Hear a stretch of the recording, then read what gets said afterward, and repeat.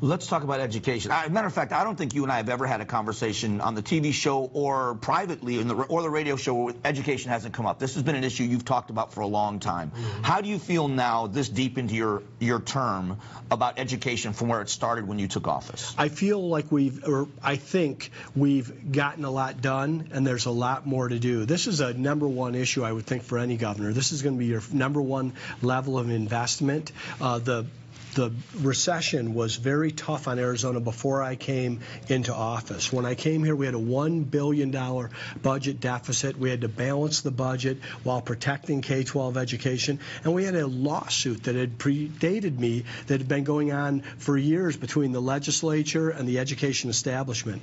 We were able to settle that lawsuit with Proposition 123, which was $3.5 billion in additional dollars to K-12 without raising taxes. We've been able to increase per pupil spending 10%, and our teachers are really making improvements with our kids. Arizona kids are leading the nation in improvement math and reading. In this last year, we were able to get a 20% pay increase to our teachers by the year 2020. This is something they have earned and deserved, but there's so much more to do in education. This is something where you're never going to check the box. We've got 1.1 million Arizona school children in our public schools. These are going to be our adults and moms and dads and business leaders of the future. We want to make sure that they're getting a solid foundation and that they also have options, whether they want to go on to college and pursue a professional career or the skilled trades, which is a great way to build a business, to build an opportunity and take a passion and turn it into a paycheck, or our military. But we want to make sure people are educated and that they have these skills and they're aware of options and they're exposed to them throughout middle school and high school so they can make a decision so that they can launch, whether it's into one of our fine universities or a career. All right, so we're going to talk about what's next. In just a moment, the governor joins us for one more segment. We'll talk about the campaign, the next 4 years if he earns that term, and what happens next. We'll be back.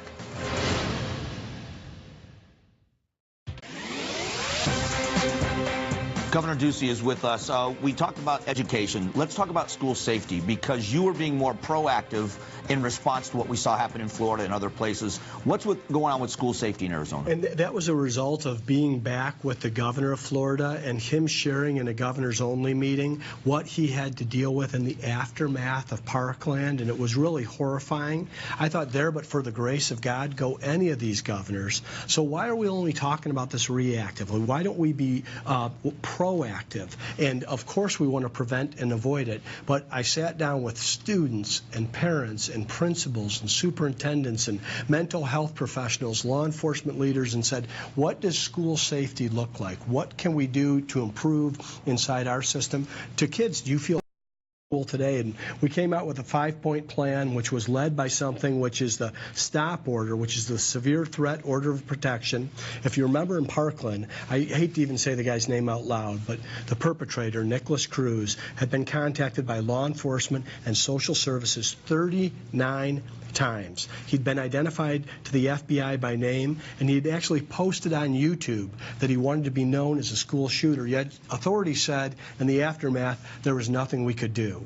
With the STOP order, a Nicholas Cruz could be stopped before he did this. And we looked at the last 5 major mass shootings in American history. There was a tool in the toolbox of our Arizona Safe School plan that would prevent, avoid, or stop those shootings. That's what we want to do. It was a lot of common sense from a lot of good citizens. With the legislature, some politics intervened. We were able to get some of it passed, like more money for counselors and improving our background checks, making sure that a convicted felon couldn't buy a gun, or someone who had been adjudicated in a mental health case. But there's still more to do, and that's what I'd like to do in the first legislative session of the next term.